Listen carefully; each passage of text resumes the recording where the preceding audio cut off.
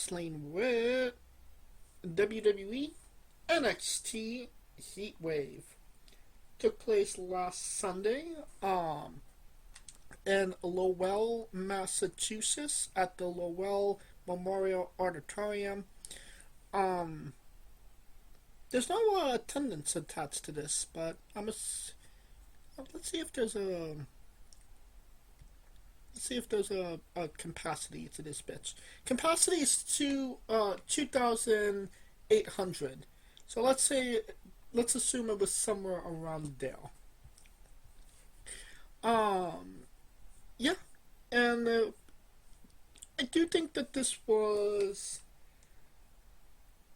I mean, it wasn't their best paid PLE, but I think that it did the job that it needed to do to set up what they're going to do next month. I believe the next PLE is No Mercy. So this was more of let's set everything up so rather than, the blow off so. And I think that they delivered that, at least. What say you, Kaliko? Well, yeah, they're just trying to set it. Well, they had to do certain things twofold because they had to set up one, not just their show for No Mercy, but kind of blending in on the TNA front, trying to get them some kind of a spark heading into their biggest pay-per-view bout for Glory. So right. It was kind of a twofold era. So yeah, they did what they needed to do. Well, let's get into it. We have a triple threat match to determine the number one contender for the NXT Women's Championship. Lola Vice defeated Jada Parker, Miss Parker, and Kalani Jordan in 11 minutes and 53 seconds. Pretty good opener. Whenever Lola's on my screen, I'm not complaining. So, I bet you're not. So yeah, definitely the right person won. I think that it was done in the right way as well because I don't want to say it keeps Jada Parker strong, but it keeps Jada Parker complaining. Which is, like the Drew McIntyre. Her best role, because she's not angry, she's justified. Correct. So, and it solved that. So I think that was the way that it was structured. The outcome was literally the best way they could have done it. But what say you, Kaliko? Yeah, I mean, the right person won, especially with JC Jane being the heel. So it wouldn't have made sense for Jada Parker to win. It was going to be either Kalani or Lola. And considering that Lola is getting a lot of the shine from the work with the AAA and Worlds Collide, so yeah, it just keeps her momentum going. So, yeah, the right person won. The person who's got the most shine and momentum. Yeah. How many stars do you give this one? I mean, I'm not going to ever me personally, when there's women in the ring, especially Kalani's taken now, so I can't. But, but a solid, no, I give it like a 3 1/4. It's a good 3 1/4 match. Because it's the girls and they always are going to get people into it, Hey, Miss Parker. I give it 5 stars. Lola Vice was Damn. Lola Vice was Oh yeah, I never give mind. it 4 stars. Jesus Christ. Lola Vice won. Extra star. 5 stars. Oh God, Jesus. 5 stars? Yes. Just for that. Holy shit, I need... Uncle Dave has his favorites. James J has his. So, I see. Starting to notice. Oh gosh. Speaking of Uncle Dave, Uncle Uncle Jave. Oh God. Anyway. Was Uncle Dave still in a coma from all of the fantastic pro wrestling from Forbidden Door that he didn't rate the show, or did he actually wake up in time to review this? Oh, we will get to that Forbidden Door, but as far as this one, yeah, he got into it. He put his little spin on it. Okay. I'm gonna He say. gave his rating. It's so that means it is another week, and we are going back to back because we know we got Forbidden Door coming. Mm-hmm. With guess that rating.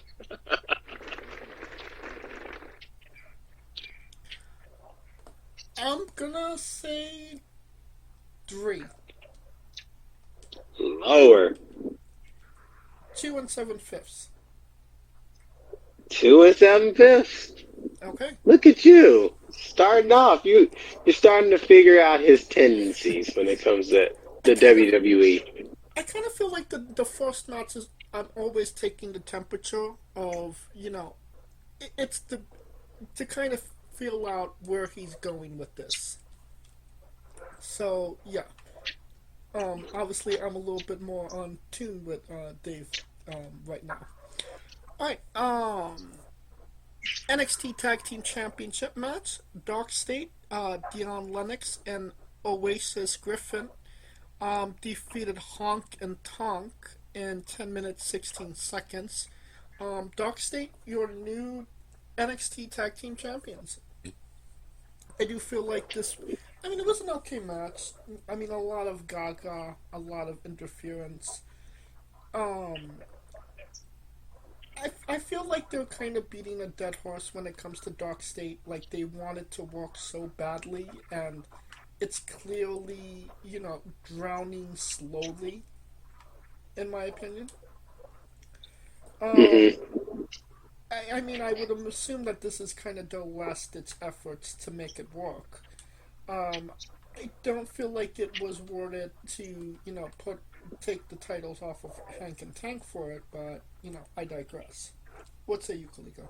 We get It gives them momentum, and the problem is they need people to chase, especially considering that in their championship status right now, it's a lot of chase. Well, other than Obafemi, who just seems like undeniable Thanos, but everyone else seems beatable in the chase. So it keeps people intrigued and wanting to see who can take them, and it opens the field, if you will.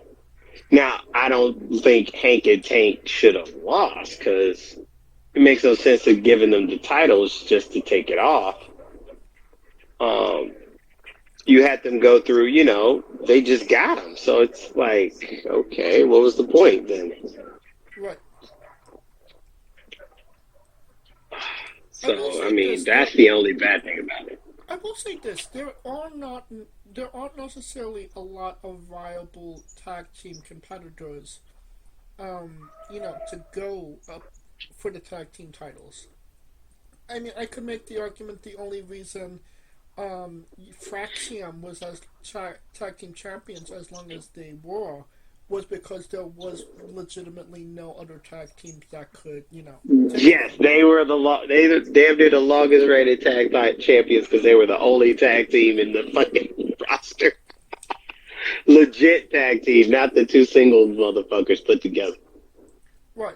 So, I mean, this is going to have to be a problem that I hope that they fix soon, bringing in, more tag teams rather than more cake for the bakery.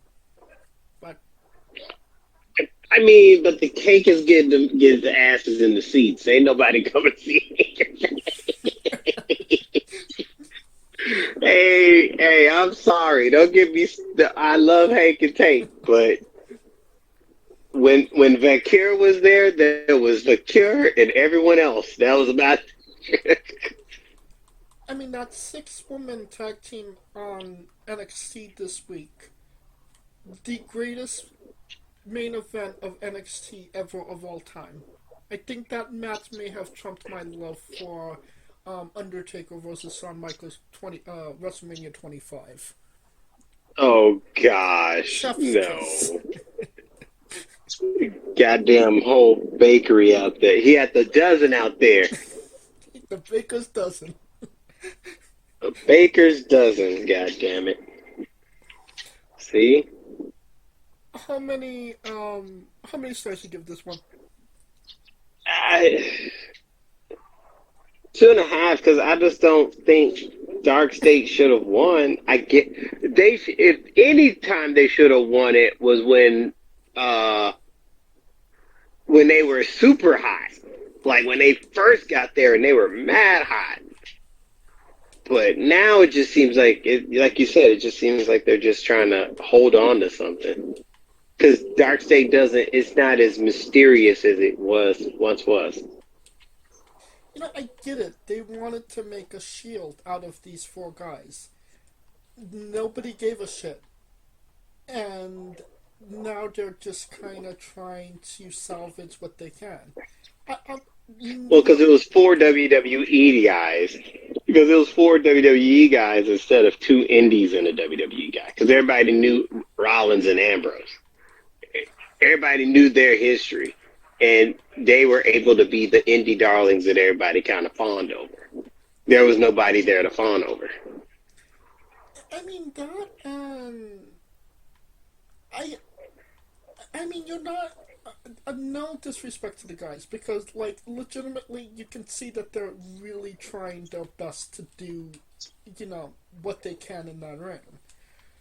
But, when you saw Dean Ambrose, Seth Rollins, Roman Reigns in their first match, you could tell that there was something special about those guys. Like, you knew that they were all going to be main event players. And maybe these guys haven't gotten that opportunity. I mean, obviously they wrestle, the top guys in NXT, but I don't think that it did them any favors. It didn't really go. It didn't make anybody say, okay, well, they beat, Oba and Trick and Javon. Like, it was just like, okay. Where, on the other lines, Dean, the Shield beat Ryback, Kane, and Daniel Bryan. I mean, say what you will about Ryback, but Daniel Bryan and Kane were like the 2 biggest superstars at that time.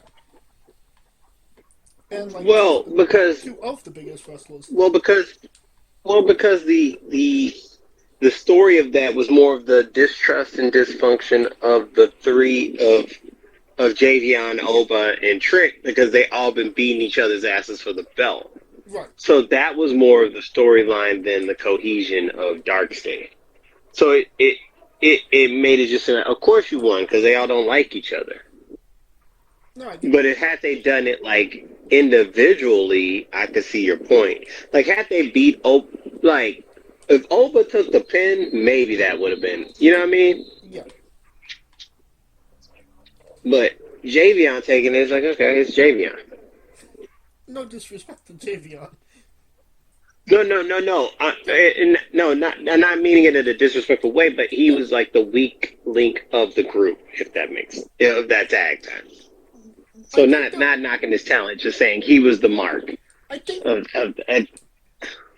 what you're getting, but the right way to say it is, people expected Javion to take the pin, and he took the pin.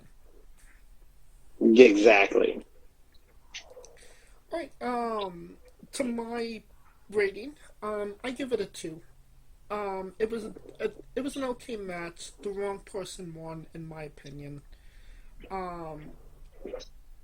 Lola Vice wasn't in it. Next. Of course. Was Lola Vice in it? No. Next match. Right. We got TNA Knockouts World Championship match. Ass by Elegance, with Header by Elegance and M by Elegance. And the personal concierge defeated JC Jane to the beat. Hey, you don't even have to move your feet. With Fallon Henley and Jasmine Nix and Masha Slamovich. Yeah. Um, Asked by Elegance defeated JC James and Masha Slamovich. There you go. I think that this was a good match that told a story really well with the time that it had. Um, I would say that I was disappointed JC lost, especially to Asked by Elegance. But again, it kind of just plays to the story. The cracks are starting to show in Fatal Influence. Um, Asked by Elegance obviously taking advantage of that, and obviously Masha is just a woman on her own island with literally no friends in all of this. So like it again, disappointed JC lost, but everything really was cohesive with this match. That all made sense. So yeah, I would definitely say that it worked well. What say you, Kaliko? I mean, honestly, it was not gonna be a long reign because it got to the point where JC Jane felt like she was Diana.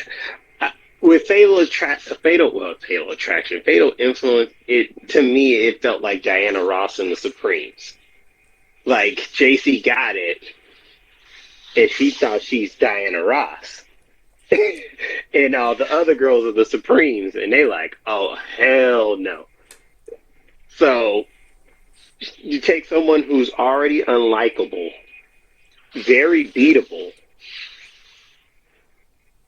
and put her in a situation where she's thinking that she just runs them because she thinks that she's a self-made chick. And it did not work in her favor this night as Ash. And the only thing that threw me off, and I ain't gonna lie to you about it, was the fact that they kicked JC Jane's group out, but Ash by Elegance group was still there. And I'm like, well, if you're gonna kick one out, you might as well kick them all out. You know what I'm saying? Like, but M by Elegance did nothing wrong. Until the end. Exactly, when it mattered.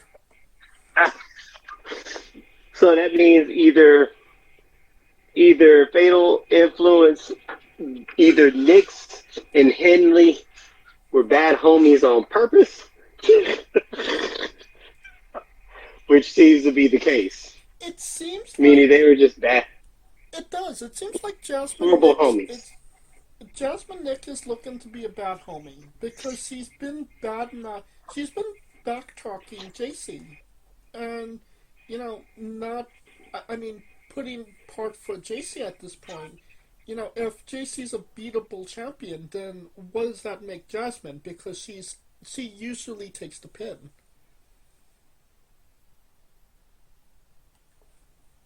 I mean, yeah. So, but that's the thing too, because it's one of those things where she just is too big for her britches, and she thinks, and it's classical. It's the classical ego, right?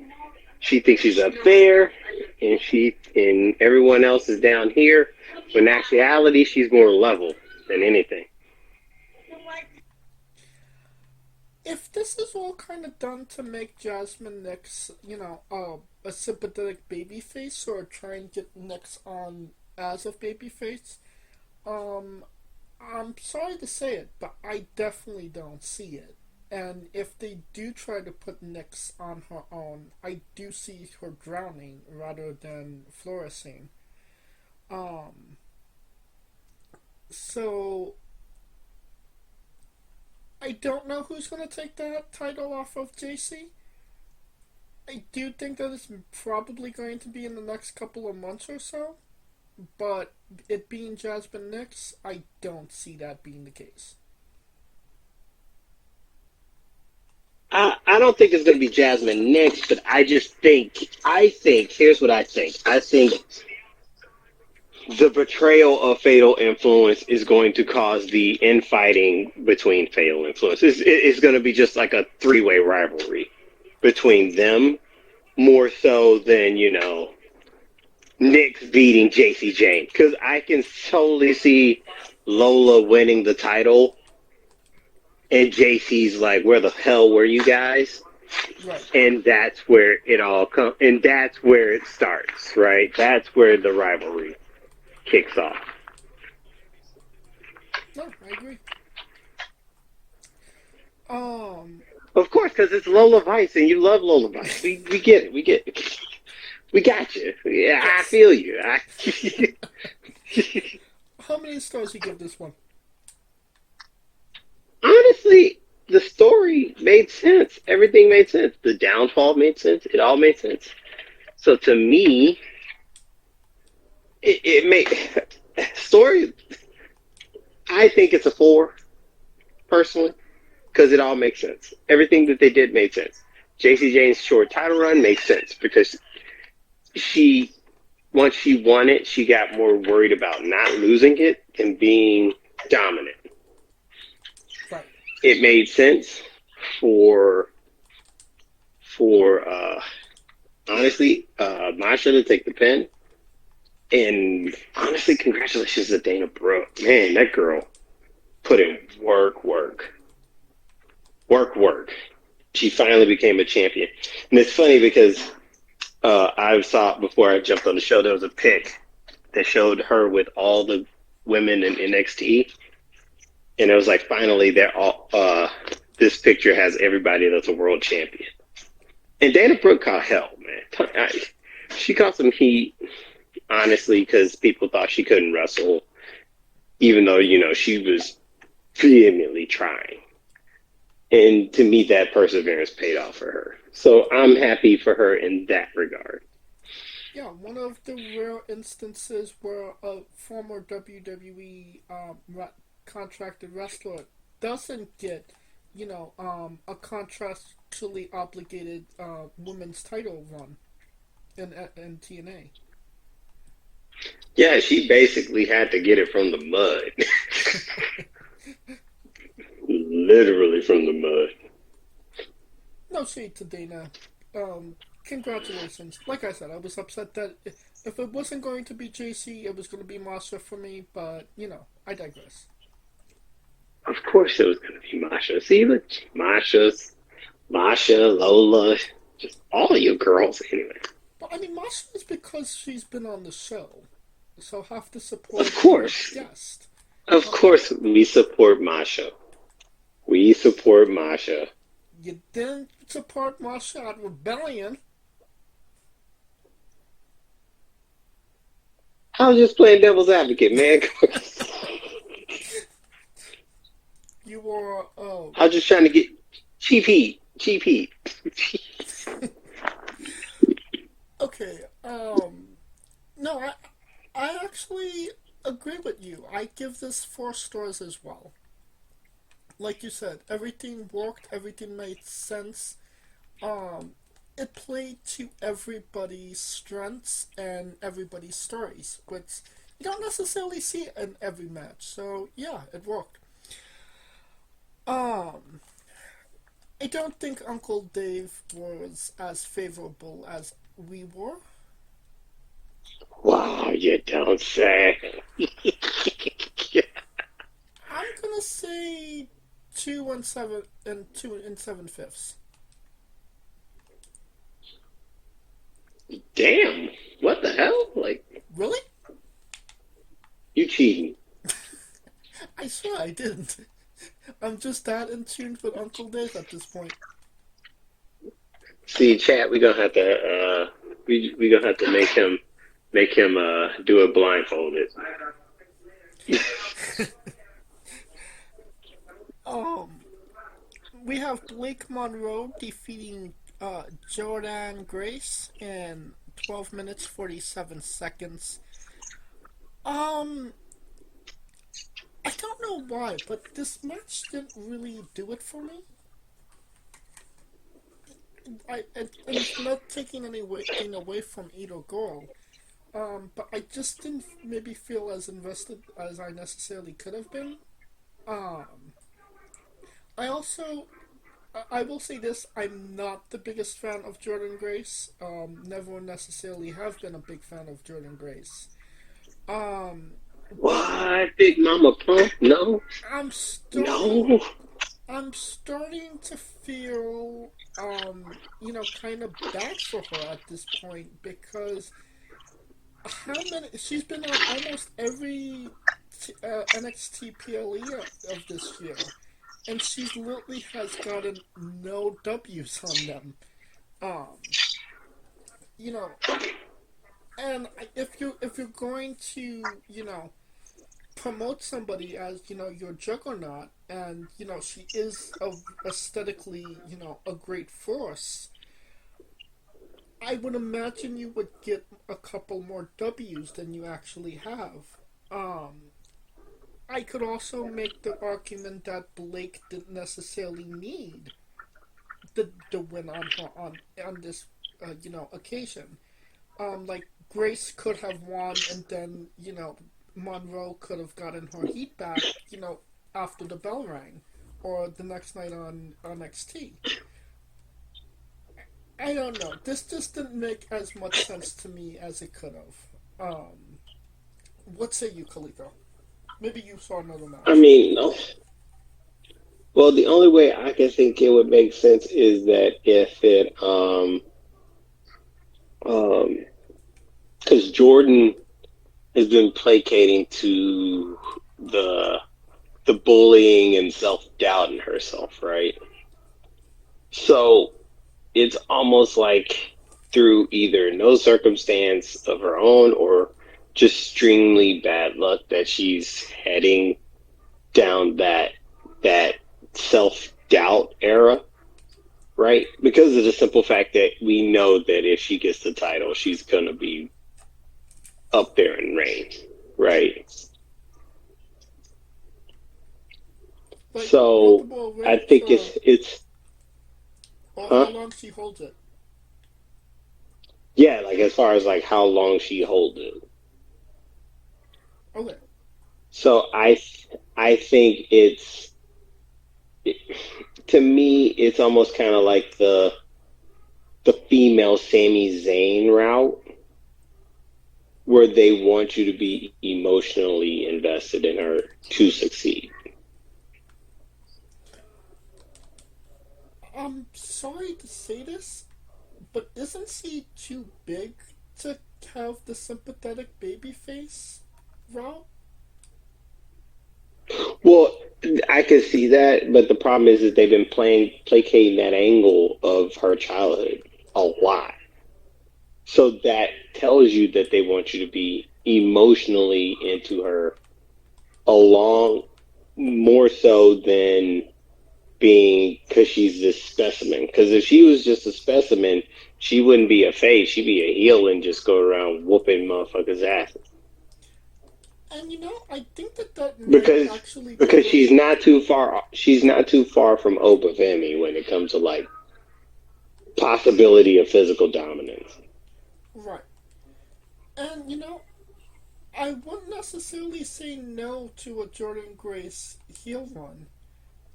I think that would actually work a lot better for her in the position that she's in. You know, in we could definitely say that NXT compared to TNA is drastically different.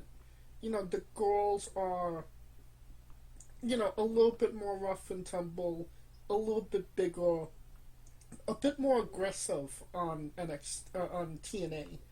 So if Jordan Grace took an L on you know um, on TNA TV, you wouldn't necessarily think that it was out of the realm of possibilities because the girls were like I said, more established.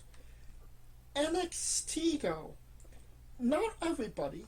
I will say that not everybody, but a lot of these girls are significantly smaller and not as experienced. So it becomes kind of like you were in the ring with her and you couldn't beat her. You know what I mean? True, but I mean, if they really were going to go that route, they would have already had her dominating. What? She would have beat Vakor if that was the case.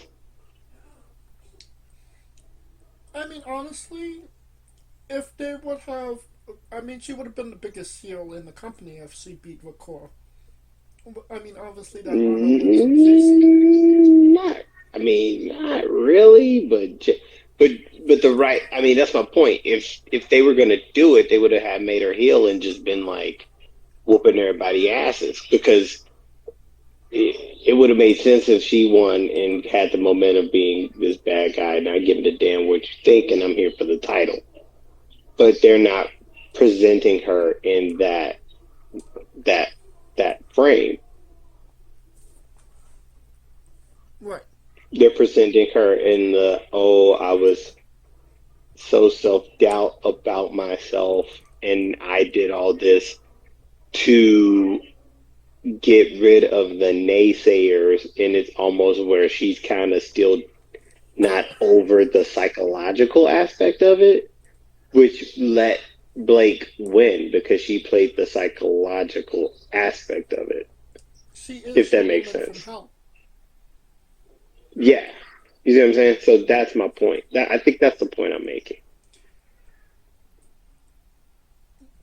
I feel like something needs to change in Jordan Grace to kind of get her over this hurdle. She's had some good matches in NXT, but I don't feel like she's broken out as an individual. That's just my opinion. Um, Well, it's not a fact of breaking out. It's just the fact that she's going to be more. If she gets the belt, it's a wrap. if she gets the belt, When she gets the belt, until that match happens, how many stars do you give this one? I mean, it was a 3. It played the psychological warfare. I mean, Blake just outsmarted her. That's pretty much the vibe that I got from it. I give it 2.5. Alright, Uncle Dave. Uncle Dave. 2 7/5. Higher. Not that 7 fifths today. 3 1/4. Higher. 3.5. 4 stars. Okay, what did Uncle Dave see that I didn't? I told you. It's the stories, man. Usually Dave doesn't go for stories. He doesn't, but god damn it. Our next match, Ethan Page and Chelsea Green defeated Tavion Heights and Tyra May Steels in 9 minutes and 30 seconds. This is one of the most bizarre matches I've seen in quite some time. I was about to say the same goddamn thing. It wasn't bizarre. It was bizarre because of the crowd. Yeah, like like you're in one of the most Americana states in America, in Massachusetts.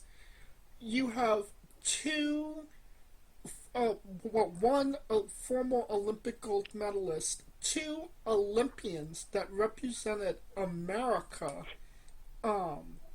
in the Olympics, and the people are going bananas for the two Canadians. Because they are popular as shit. Don't mean shit if they popular as shit. And rightfully so. Popular as shit. Needless to say, the crowd did not understand the assignment of this match. They did not.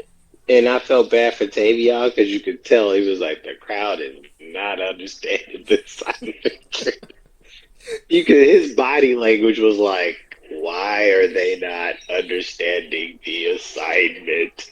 I'm literally dressed in the American flag. You know what I'm saying? Well, first of all, that is a violation of the United States Code. So before everybody, we actually have a flag code, but for some odd reason, they keep, whatever. But back to what you were saying. It was a good match. It would have been even better if the crowd kind of understood the assignment. And this is one of the rare occasions where the crowd's reaction actually didn't enhance, but twisted things in such a way that it just seemed like you were watching a romantic comedy with a horror movie soundtrack, if that makes sense. Well, it's bizarro, bro. Well, but because the problem is that Chelsea's too goddamn popular. Right. And I mean, not to mention, her alongside Ethan Page has just been like gold at this point. Everything that they've done together. It just adds to everything. It and it doesn't help that Tyra May Steels is not getting over as a babyface as well. She just genuinely, I look at her and I think heel, not face, and them pushing her as a baby face, especially with the America gimmick, it feels so forced and generic and ungenuine. Like, I want to see her be a bitch. I want to see her say, I'm a fucking Olympic gold medalist. You fucking cheer me. You know what I mean? Like, I While that is true, that is not the attitude that most Olympians go with, but I mean, she's if not that an makes sense. but she's not an Olympian anymore. She's a WWE superstar. She's it's a different, atmosphere. I mean, would you say that Kurt Angle should have acted a lot of the ways that he did when he was in WWE? While I understand the point that you're making, it's just that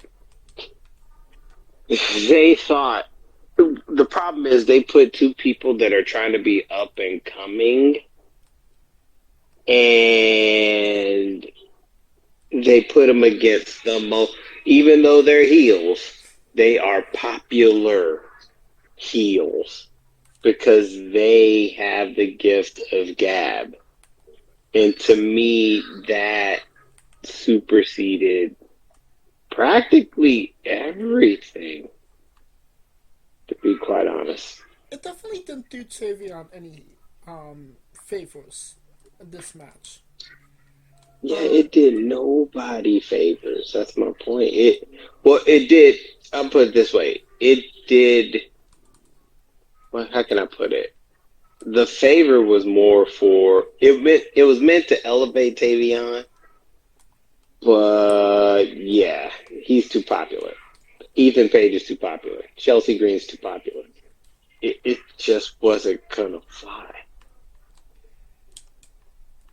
and It was not gonna fly. while we're talking, like, I'm trying to figure out ways where they could have, made this work for, either of them, but I don't know if they actually could. I think that they were kind of doomed from the start, if I'm being honest. Yeah, the crowd was not understanding the assignment, so it didn't Right. even matter. It's like fuck, it's like fuck this. The crowd did not understand. It was like, nope, not gonna happen.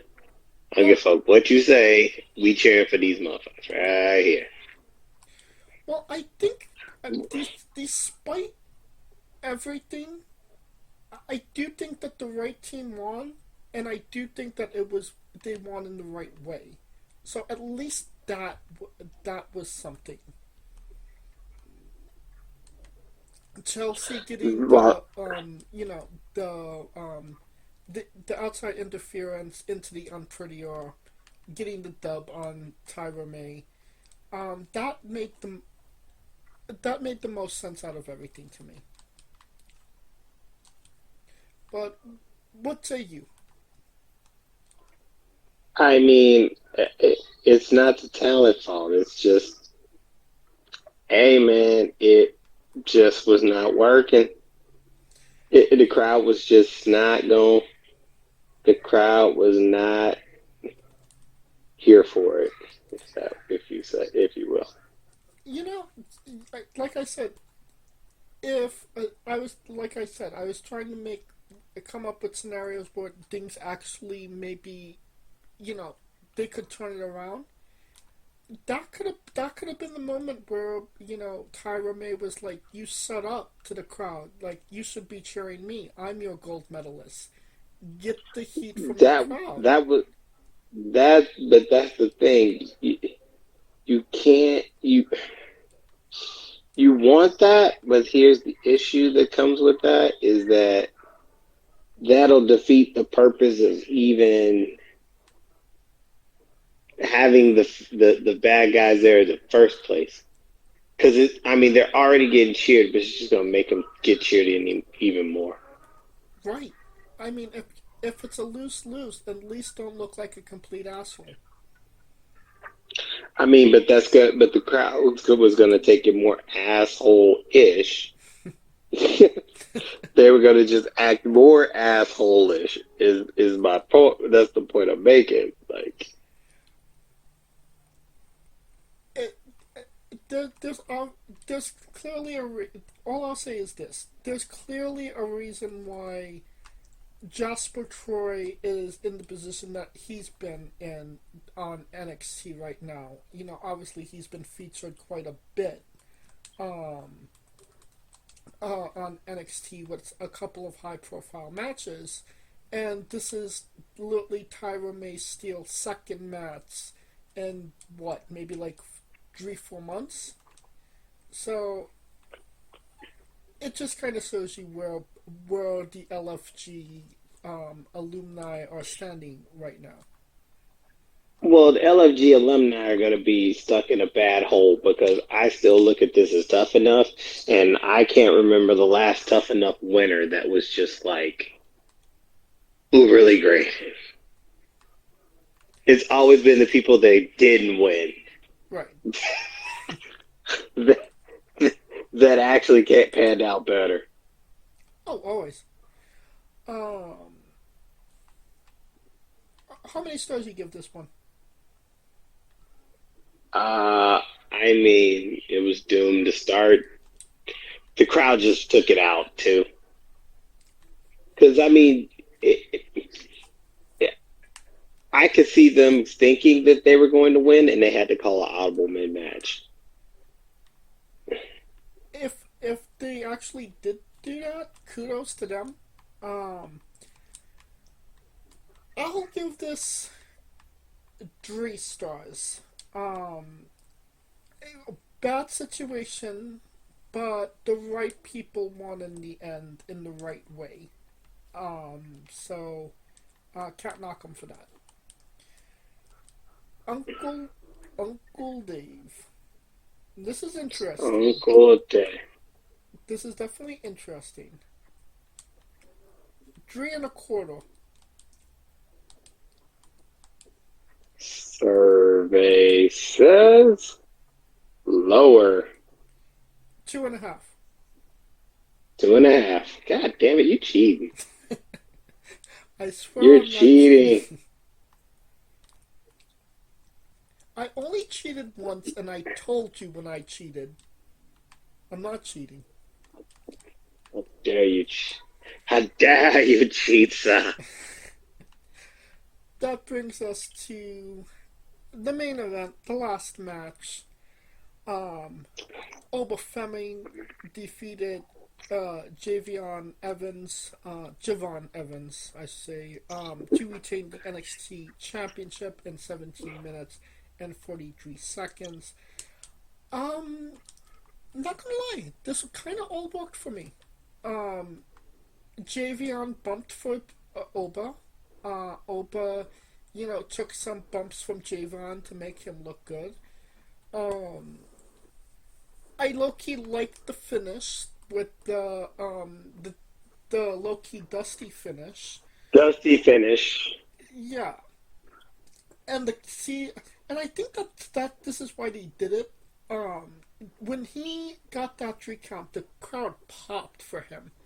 It wasn't Like necessary. crazy. Yeah, so I think that I they mean, yeah, I think that they did it just to test the waters to see if he would get a pop if he beat Oba. Obviously he did. Um, but yeah, I think that this was just a good match. It was definitely the main event of the night, without a doubt. Um, Good way to end the pretty decent PLE. What say you, Kaliko? yeah, it was a good way to finish it.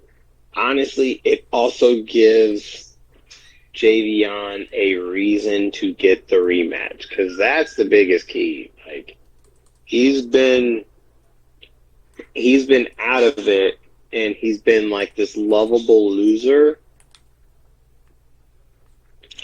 And I think I think he actually it's going to help him. I think he's going to beat him. I think he's gonna be the next champ Hmm. because they wouldn't pull that trigger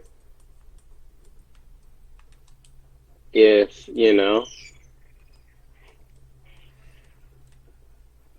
I I completely understand what you're saying, but when would you think would be a realistic time to pull the trigger on taking the belt off of Oba?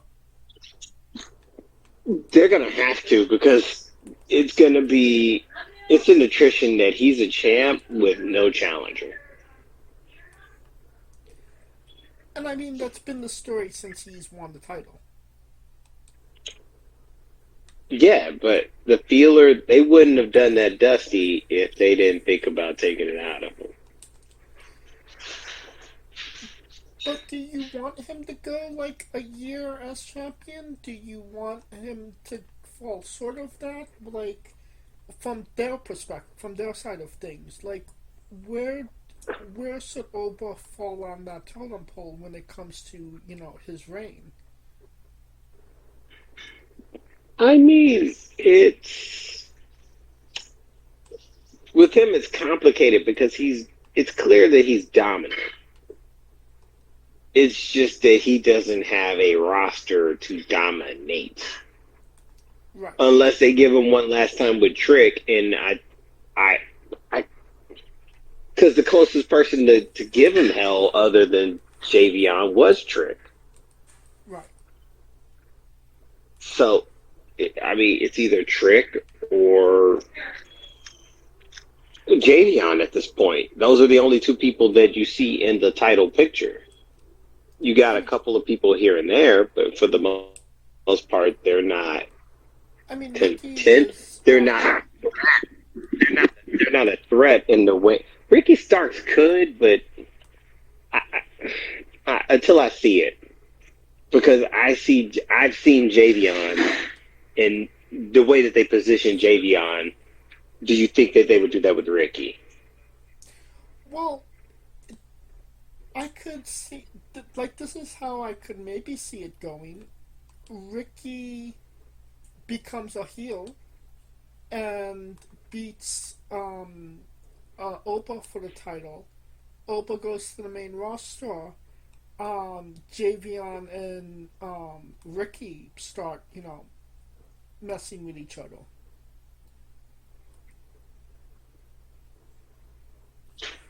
I mean, you could, but I just, eh.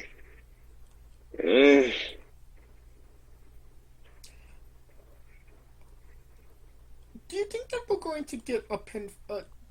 Is Oba going to take a pinfall? That's what I'd like to know. He would have to, Unless it's a because triple the threat. person that beats, no, because the person that beats him, it. I can't think of a person that lost going up to the main roster, losing the title. The only people that I've seen, go to the main roster as a champion and don't get pinned is when they get stripped. And is Oba in that category? He very well could be, but the problem is that it doesn't give any momentum for the champion because you got a bunch of chasers and not a. Because my hypothesis is that if Oba's going up, Trick's going up with him. So it's gonna leave a hell of a void. So you would need someone to beat one of those two. I feel like, and this is like such a weird thing to say. I feel like when Trip drops the NXT title, his ass is going on the main roster. He's fully cooked right now. He's fully dialed in. This is the Trick Williams that we need. We'll be seeing him at we'll be seeing him in the Royal Rumble. We might see him in a match at WrestleMania. That's what I think is up next for Trick Williams. Um, Opa, I could maybe see that we see him after the night after Mania, but that depends on what actually happens at WrestleMania, which we're not going to get into. I mean, true, but it's just I just look at it from that aspect. I just don't see. I mean, somebody's gonna have to beat him. Ricky's talking the game. I just have to see it. Javion was hella close. Trick was hella close, and those are the only two that's been really close. Right. Well, how many stars do you give this one? Full disclosure, I do not see Dave's rating on his little list. So either he got high from working that shift for World Forbidden Door, so you get a reprieve. But for me, this match was a 4.5 star. Because the style made the fight, and the underdog got the win, albeit he feels like he got gypped. It's kind of like Jada. He loses and he has a reason to be pissed. Right. Especially considering Ricky kind of inserted himself into the conversation right afterwards. Yep. And he feels that he's going to have uh, unfinished business. I give it 4. Everything worked for me. I liked the Dusty finish. I liked what I saw. Um, I wouldn't say that it was overly good. But both guys were understood the assignment, understood what needed to be done to get over, and they definitely connected with all of that. Um, and they told that story well. All right, and you said Uncle Dave did not review this match. He did not leave a rating. What the Probably fuck? got high. What the fuck, Uncle Dave? All right, WWE NXT Heatwave. Thumbs up, thumbs down, thumbs in the middle. I mean, it did what it needed to do. So I mean, thumbs and not uberly high. I mean, the middle. Fuck it, the middle, because it did what it needed to do. I give it thumbs up. It did what it entertained me for 3 hours, and that's what you want in a wrestling show. So I can't necessarily have any complaints. That will conclude our coverage of NXT Heatwave. Hey folks, this is the Colossal Mike Law, and you are listening to Wrestling with Entertainment. Enjoy the show, support these guys. We appreciate it very much. We'll see you at ringside.